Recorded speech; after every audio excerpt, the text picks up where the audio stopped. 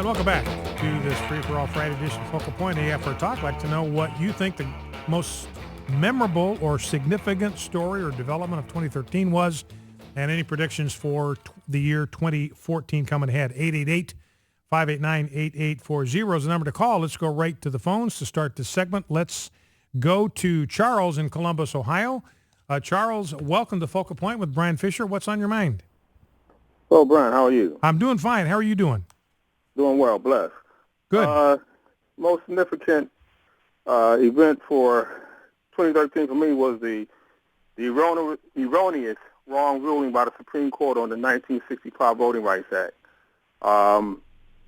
There was no need for them to rule against Section 5 of the Voting Rights Act. That still needs to be in place, and we see that immediately, right after that ruling, the very next day, Alabama legislature went into motion to put in laws that would prohibit folks, primarily blacks and other minorities, from really voting.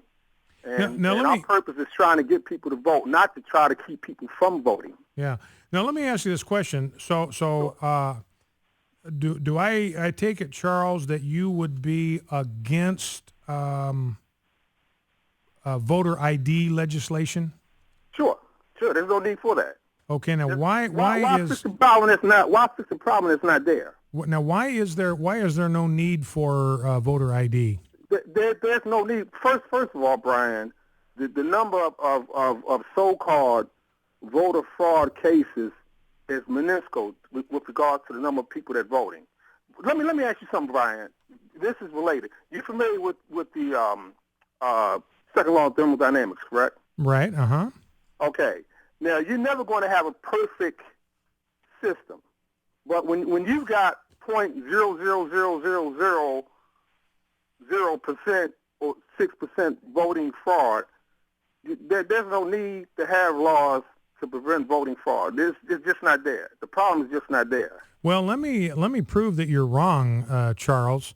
Number one, with regard to turnout, they have done studies, and in jurisdictions where voter ID laws are in place, it actually increases turnout because people know that their vote is going to count. They know that it's much less likely that this election is going to be rigged, it's going to be stolen, there are going to be ballots filed that are fraudulent. So it actually increases turnout. It doesn't diminish it. The latest poll that I've seen, Charles, indicates that 83% of minorities support voter ID legislation. 82% of whites do.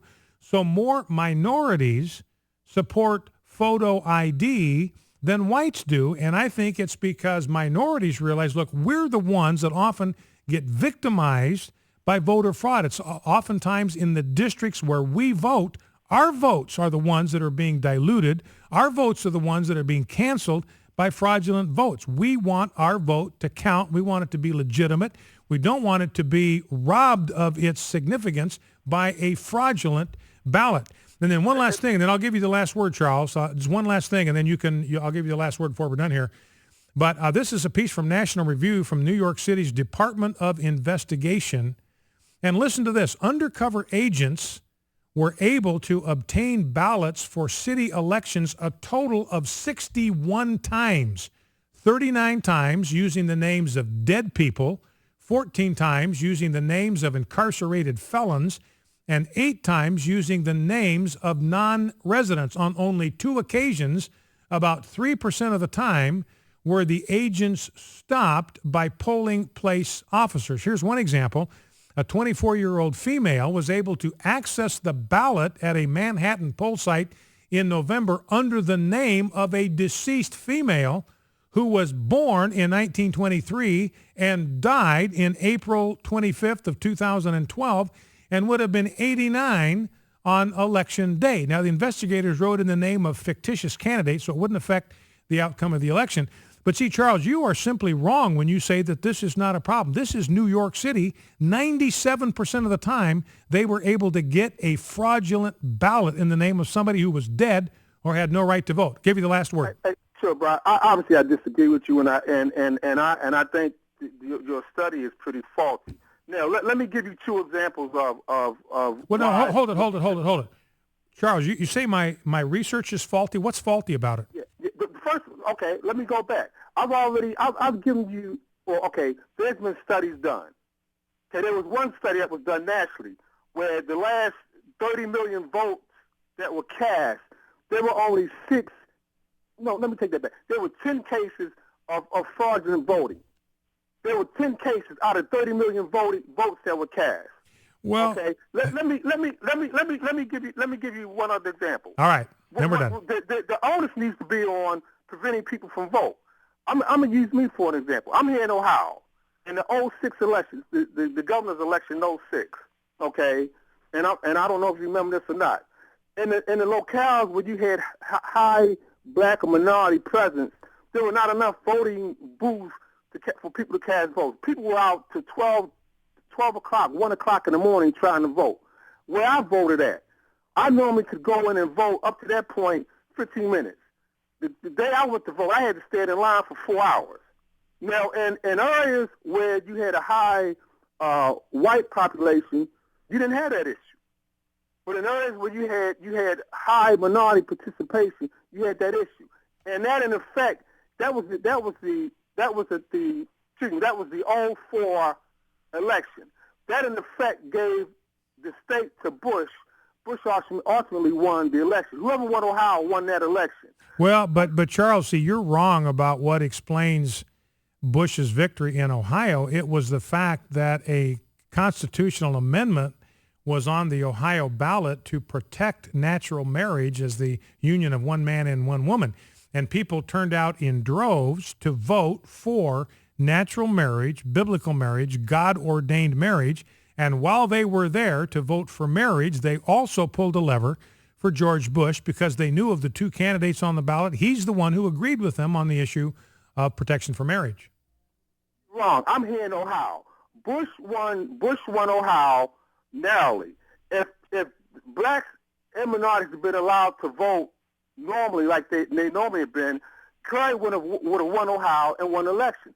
Bush won the election because voter turnout, well, not voter turnout, but votes cast by blacks was impeded by blacks not having enough voting machines in their district. Oh, and by the way, Kim Blackwell, and I'm sure you know Kim Blackwell, was Secretary of State at the time. Correct. He was in charge of all the voting precincts.